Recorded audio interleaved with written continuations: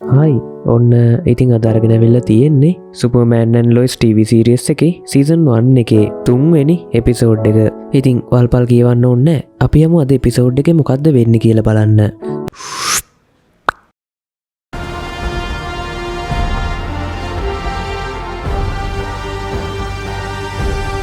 ඉතිං අද කතාව පටන්ගන්නවත් එක්කම අපිට බලාගන්න පුළුවන් වෙන්නේ ලොයිස් එයාගේ පවුලි කට්ටියත් එක්ක එකතු වෙලා එයාලගේ ගෙදර පේන්ට් කරන්න ලෑස්ති වෙනව වගේම මෙතනදී ලොයිස් ඇරුණම අනිත් තුන් දෙනාම මේ වැඩේට ටිකක් කම්මැලිකමේ තමයි ඉන්න කියලා දැකපු ලොයිස් කට්ටියගේ කම්මැලිකම නැති වෙලා යන්නත් එක්කම එයාලගේ ගෙදර පාට කරන්න ගෙනහල්ලා තිබුණ පේන්ට් අනිත් තුන් දෙනාගේ ඇගේ ගාන්න පටන් ගන්නවා. ඒත් එක්කම ඉතින් කට්ටිය මෙතන සෙල්ලම් කරන්න පටන් ගන්නවා වගේම එක පාරටම ක්ලාක්ට දැනෙන්න පටන් ගන්නවා නගර කොහැරි තැනක මිනිස්සුන්ට කරදරයක් සිද්ධ වෙන්න තමයි යන්නේ කියලා.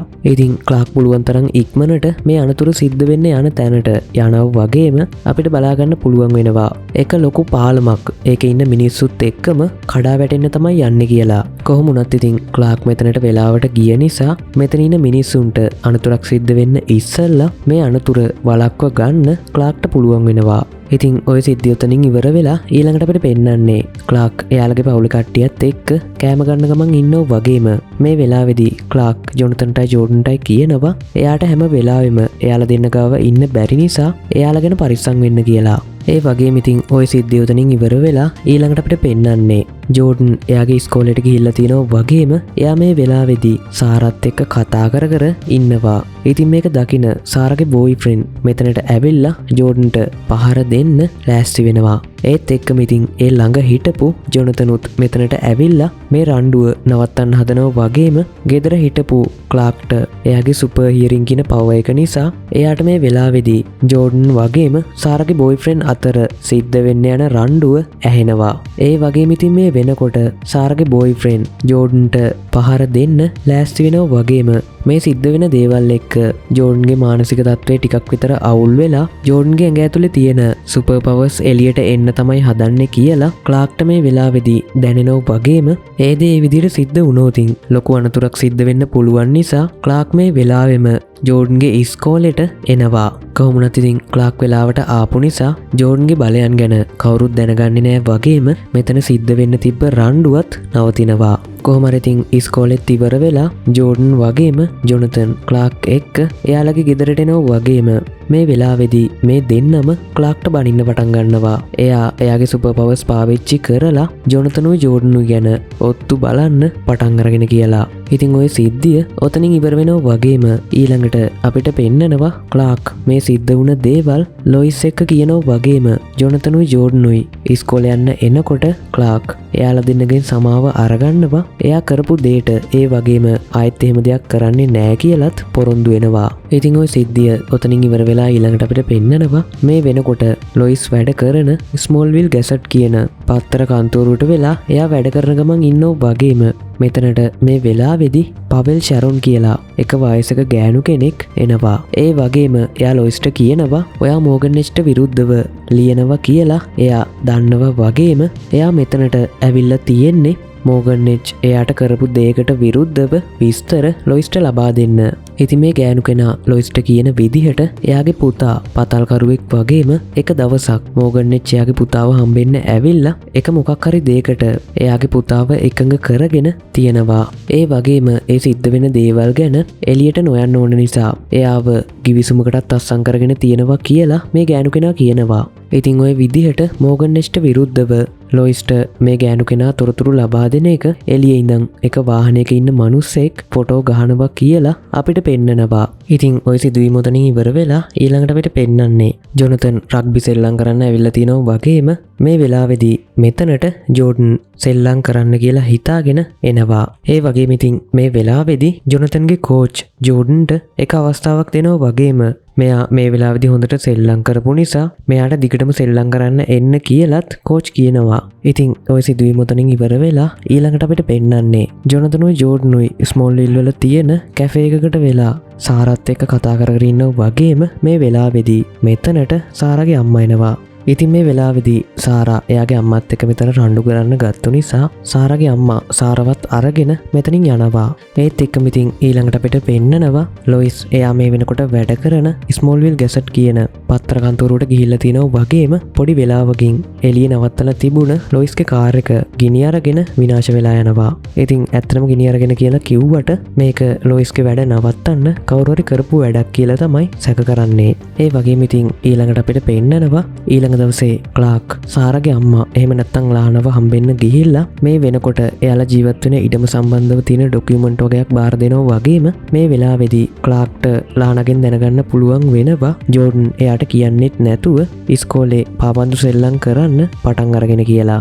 ඒත් එක්කම ඉතින් ඊළඟට ජෝඩන් පාපන්දු සෙල්ලම් කරන දර්ශනයකට මාරු වෙනවා. ඉතින් මේ වෙලාවේදී ජෝඩන් පාපන්දු සෙල්ලම් කරන දිහා ක්ලාක් ඇවිල්ලා බලාගෙන ඉන්නවා වගේම ඊළඟට අපිට පෙන්නන්නේ ජෝඩන් ගෙදර ආවයින් පස්සේ ක්ලාක් ජෝඩන්ට බනින්න පටන් ගන්නවා එයාලට බොරු කියලා ඉස්කෝලේ පාපන්දු කණ්ඩායමට සෙල්ලම් කරපු එකට.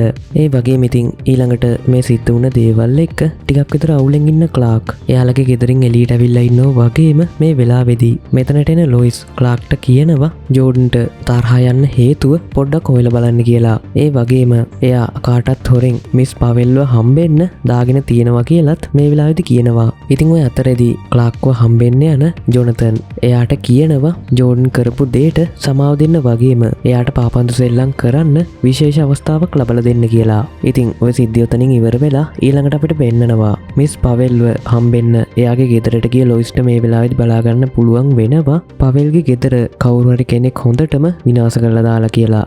ඒ වගේම ඉතින් පොඩි වෙලාවකින් මේ මිනිස්සයා ලොයිස් ඉන්න තැනට ඇවිල්ලා ලොයිස්ටත් පහර දෙන්න පටන් ගන්නවා වගේම ලොයිස් එයාගේ අතේ තිබුණ පොඩි ඩිවයිස් එකක් ක්‍රියාත්මක කරනවත් එක්කම ක්ලාක් මෙතනට එනවා. කොහොමුණත් ඉතින් ක්ලාක් මේ මිනිස්සයාට පහර දෙන්න උත්සාහ කරත් එයත් ක්ලාක් වගේම ශක්තිමත් කෙනෙක් නිසා ක්ලාක්ට මේ මිනිස්සයාට පහර දෙන එක නම් එච්චරම ලේසි වෙන්නේ නැහැ. කොහොමුණත් ඉතින් මුල් ටිකේ පොඩ්ඩක් ගුටි කෑවත් අන්තිමට ක්ලාක් මේ මිනිස්සයාට හොඳටම පහර දෙනවා.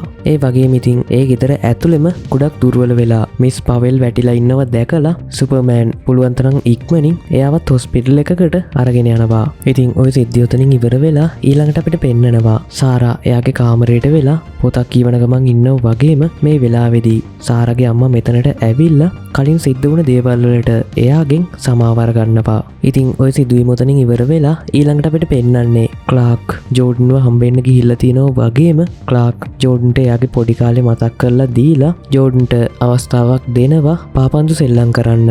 ඒත් එක්කම ඉතින් අනිත් පැත්තෙන් අපිට පෙන්නනවා ක්ලාක් ජොනතන්ගේ ජෝඩන්ගේ කෝච්චෝ හම්බෙන්න ගිහිල්ලා එයාගෙන් සහාය පුහුණුකරුවෙක් විදිහට වැඩ කරන්න රස්සාවක් ඉල්ලනවා. කොහොමුණත් ඉතින් මේ වෙලාවේදී ක්ලාක්ට දෙන්න රස්සාවක් නෑ කියලා කෝච් කිව්වහම එතන හිටපු ලොයිස් කෝච්ට ඇහෙන්න කියනවා මෙයා කිසිම මුදල් අය කිරීමක් කරන්නේ නැතුව වැඩ කරන්න ලෑස්තියි කියලා. ඒත් එක්කම ඉතින් කෝචුත් ගොඩක් කැමැත්තෙන් ක්ලාක්ට ජොබ් එක දෙනවා. ඉතින් ඔය සිද්ධිය උතනින් ඉවර වෙලා ඊළඟට අපිට පෙන්නනවා ලොයිස් එයාගේ පත්තර කන්තරුවට ගිහිල්ලා තිනවා වගේම මෙතනදී එයාත් එක්ක වැඩ කරන අනිත් කෙනා ලොයිස්ගෙන් සමාව අරගන්නවා කලින් දවසේ එයාට සිද්ධ වුණ දේ ගැන.